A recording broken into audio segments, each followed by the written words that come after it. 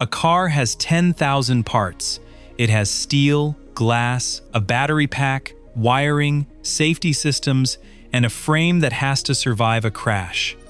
Building one from scratch is one of the most complicated manufacturing challenges humans have ever attempted. So how is BYD, a Chinese company, selling a real electric car called the Seagull for about $7,800? That is not a typo. The cheapest Tesla will cost you around $36,990. A Volkswagen ID.3 starts near $37,000. Even the most affordable Toyota electric vehicle runs about $34,900. Every major Western automaker prices their cheapest electric car somewhere in the mid-30s. BYD is offering one for a fifth of that number. And it is not just a trick of the Chinese market. Ship that same car to Europe as the Dolphin Surf, force it to cross an ocean, clear customs, pay European taxes, and pile on the special tariffs designed specifically to make Chinese cars more expensive. It still launches at under $22,900. Still roughly half the price of that Volkswagen built just down the road. BYD beats every competitor on price across 10 different countries. In Thailand, the gap stretches past $30,000. In 2025, BYD outsold Tesla in pure electric vehicles worldwide, 2.25 million to 1.64 million, and became one of the 5 largest automakers on Earth. If you are enjoying videos like this, please hit the like button because it takes a lot of effort to make these, and subscribe so you do not miss the next one. Something does not add up. A car is not a t-shirt. You cannot shrink 10,000 parts down to nothing. The cost has to exist somewhere. The question is not whether BYD found a way to make a cheap car. The question is, who is really paying for it? A battery company that learned cars. The most expensive part of any electric vehicle is the battery. It can account for 30 to 40% of the total cost of the car. So if you could make that one part yourself, without paying another company's markup, you would already have a huge advantage. Now imagine if you made the battery, the electric motor, the computer chips, and the seats. That is what BYD does, and it is the starting point for understanding how a car can sell for $7,800. Most people do not realize that BYD was not born as a car company at all. It was born in 1995 in Shenzhen, southern China, as a battery manufacturer. A chemist named Wang Chuanfu started the business making rechargeable cells for phones. Within a few years, Motorola and Nokia were buying batteries from them. They had become one of the biggest phone battery makers on the planet. They spent their early years perfecting the art of making small, powerful batteries for flip phones and early smartphones. When they finally entered the automotive world in 2003, by acquiring a struggling state-owned automaker, they brought something no other car company had: decades of deep, practical experience building batteries at massive scale. Think about it differently. Ford, Volkswagen, and Toyota all spent 100 years learning how to stamp steel and assemble engines. Then electric cars arrived, and they had to scramble to learn battery chemistry. BYD spent a decade learning battery chemistry first. Then they went and learned how to build a car around it. That reversed order matters enormously. It means the battery is not a part they buy and try to fit into a design. The battery is the foundation the entire car is designed around. Their Blade battery uses a lithium iron phosphate chemistry that avoids nickel and cobalt, 2 of the most expensive metals in battery manufacturing. The cells are packed directly into the floor of the car, which simplifies the structure and adds rigidity. They make the motors themselves. They make the chips themselves. When the investment bank UBS completely disassembled a BYD Seal to calculate its production costs, they found that roughly 75% of the vehicle was manufactured in-house. A typical Western automaker builds only about 30% in-house and buys the rest from outside suppliers. UBS concluded that the Seal cost about 15% less to build than a Tesla Model 3 and held a 25% cost advantage over comparable European and American electric vehicles, even after shipping and tariffs were included. The research firm Rhodium Group reached a similar conclusion in 2026. They calculated that BYD enjoys a $4,700 per vehicle cost advantage over Tesla. Their analysis pointed to this deep vertical manufacturing strategy, not government subsidies, as the single largest factor behind the low prices. BYD backs all of this with enormous investment in research. They employ roughly 9,000 research staff, including nearly 1,100 engineers, which they describe as the largest research and development workforce of any automaker in the world. The consulting firm YCP noted that even within China, only a few companies like BYD build this way. Most competitors still buy batteries from outside suppliers. So there is a real, genuine engineering story here. BYD built something impressive. But here is the problem. All of these numbers describe a cost advantage. They explain why BYD can build a car for less. They do not explain why the car sells for $7,800. A cost advantage means you make the car cheaper. It does not mean you sell it at a price that barely covers the materials. The engineering is real, but it is only the first layer of the story. To understand the rest, we have to look past the factory walls and see what stands behind them. The massive pile of government help. Behind BYD is not just a single company working alone. Behind it is an entire country. For 15 years, the Chinese government has poured money into its electric vehicle industry. They wanted to own the future of cars, and they were willing to pay for it. One estimate from the Center for Strategic and International Studies puts the total support at around $230 billion between 2009 and 2023.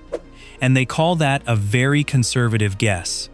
At its peak, that huge pile of money worked out to almost $14,000 of state support behind every single electric vehicle sold in the country. That is almost double the entire price of the BYD Seagull itself. The government was basically paying for half the car without the buyer even knowing. BYD is quite open about this part of their story. In their own 2025 financial filings, they said they received about $1.8 billion in direct government grants in just 1 year.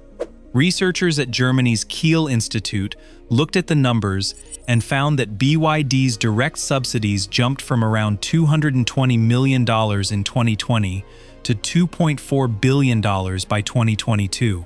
That is a massive, incredible jump in just 2 years. On top of that, they get tax exemptions worth an estimated $77 billion. They also get cheap land to build their giant factories on, cheap loans to fund their massive growth, and a nationwide charging network that the state helped build all over the country. The government did not just give them money and walk away. They worked together. The government wanted clean air in their big cities, and they wanted to be the leader in the next big industry. Cars were going electric, and China did not want to buy oil from other countries forever. So they decided to build their own electric car industry from the ground up. They gave money to the companies making the cars, and they gave money to the people buying the cars. They built charging stations all over the country so people would not be afraid to buy an electric car. Now, it is easy to look at this and say it is completely unfair. But to be honest, the West does this too. When General Motors and Chrysler collapsed in 2008, the United States government bailed them out for almost $80 billion. Taxpayers absorbed a loss of about $12 billion on those two companies alone. America's own electric vehicle tax credit hands buyers $7,500 for every car they buy, a program that will cost hundreds of billions of dollars over time. Even Tesla, the great American electric car maker, only survived its early years because of a $465 million government loan in 2010. Germany spent around $11 billion subsidizing electric cars for its people. So every car maker in the world gets help from their government. The difference here is the scale and the coordination. The Chinese government planned this out for 15 years. When the European Union investigated the situation, they concluded that BYD's government help was large enough to justify a 17% tax on their cars. Tesla's cars built in China only got a 7.8% tax. But here is the twist that kept people digging for the truth. If you add up all the great engineering and you add up all the government money, you can explain how BYD can build a cheap car, but they still do not explain how the company can sell a car below cost, year after year, and still be standing.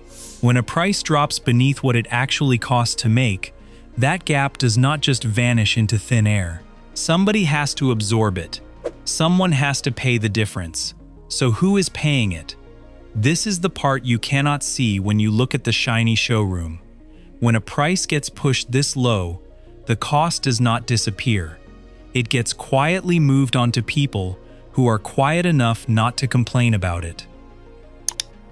The people quietly paying the bill. Let us start with the suppliers. These are the smaller companies that sell BYD its seats, its glass, and its wiring. According to data compiled by the big news company Bloomberg in 2023, BYD took an average of 275 days to pay these suppliers, not 45 days. Not 60 days like most companies in the industry, 275 days. That is almost 3/4 of a year waiting to get paid for work you already did. And often, BYD does not even pay them in real cash. They pay them with IOUs, which are promises to pay later, through their own financing platform. They issued around $56 billion of these little notes. One research firm, GMT Research, argued that this quietly hid BYD's true debt from the public. They estimated the real debt was more than 10 times what the company officially reported. BYD says their books follow all the normal accounting rules, but the pressure on the small suppliers grew very severe. In 2025, under new government rules, BYD and 16 of its rivals had to publicly promise to start paying their suppliers within 60 days, bringing them back to the normal industry standard. The small supplier cannot complain, because if they do, BYD will just find another supplier. There are 100 other companies in China that want to make seats for BYD, so the supplier waits 275 days for their money and does not say a word. Next, we look at the car dealers. In just the first 11 months of 2024, China's car dealers lost a combined $24 billion in a very painful price war. Roughly 4,000 of them shut down completely because they ran out of money. By 2025, more than half of all dealers in the country were losing money. A huge 81.9% of them were selling cars for less than they had paid for them.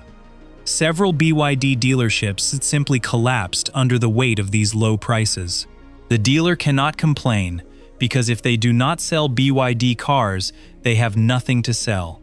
They have to accept the low prices and hope they can make it up on volume, even if they are losing money on every car. Then there are the people who already bought the car. When BYD slashed prices across 22 models in 2025, cutting some by the equivalent of $7,300, every loyal customer who had paid full price just a month earlier watched their car's value fall off a cliff. Chinese plug-in hybrids and electric cars now hold less than half their value after just 3 years.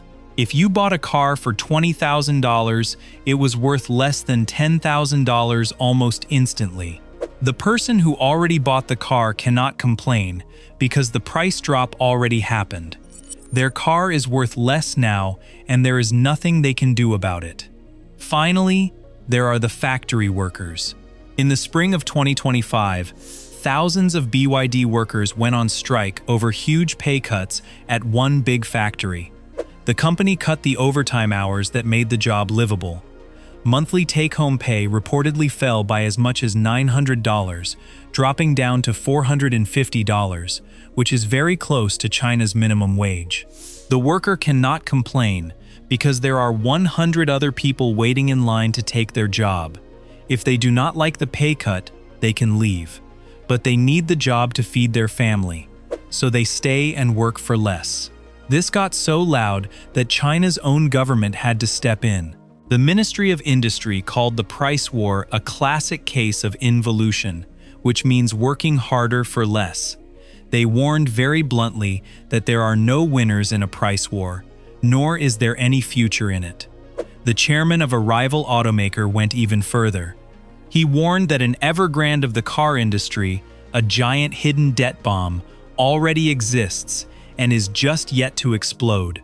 That is exactly where the money went. It did not vanish into thin air. It got quietly transferred from the showroom to the supplier, the dealer, the owner, and the worker. A cheap car does not erase a cost, it just decides who pays for it. A fight to be the last one standing. So, if almost no one is really making money on these cars, why does BYD keep doing it? Why do they keep pushing the price down lower and lower? Because this was never about making a profit on the car you buy today. In 2025, even as their total sales rose to record numbers, BYD's net profits actually fell by 19%. Their profit margin dropped down to a very thin 4%. As recently as 2023, they made only around $1,250 of profit per car. That might sound like a lot of money, but Tesla was making about $8,250 per car at the exact same time. Tesla was making over 6 times more profit on every single car. BYD is choosing scale and size over making money. They want to sell as many cars as possible, even if they make very little on each one point. Why would a company do this? Here is the big reason.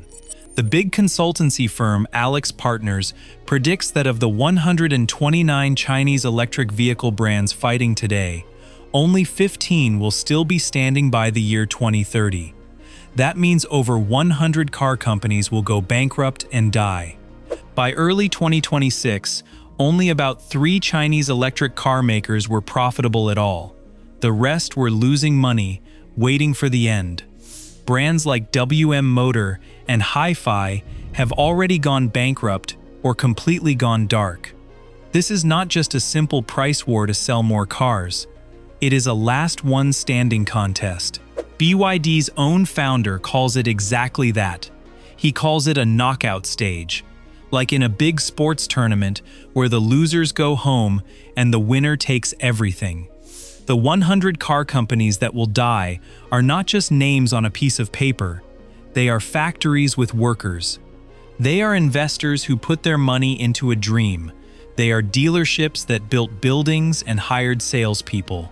When a car company dies, all of that disappears.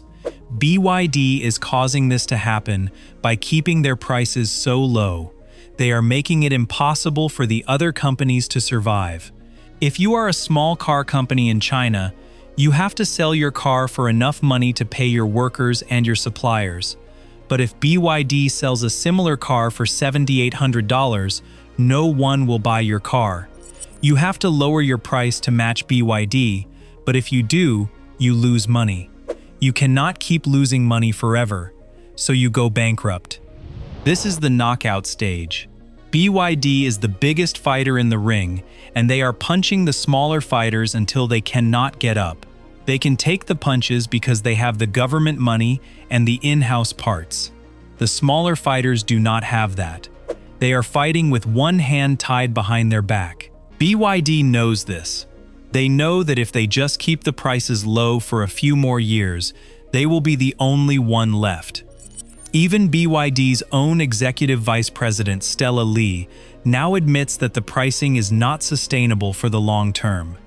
But they keep doing it anyway because they want to be the last one left standing, and the walls are going up to meet them. Other countries are starting to fight back against these low prices. Europe hit BYD with a 17% tariff to make their cars more expensive to buy. The United States slapped a massive 100% tariff on Chinese electric cars, basically shutting them out of the American market completely. So BYD is racing to build factories outside of China to get around these rules. They are building in Thailand, Hungary, and Brazil, partly to get behind those tariff walls and sell cars locally. But building abroad costs a lot more money than building at home.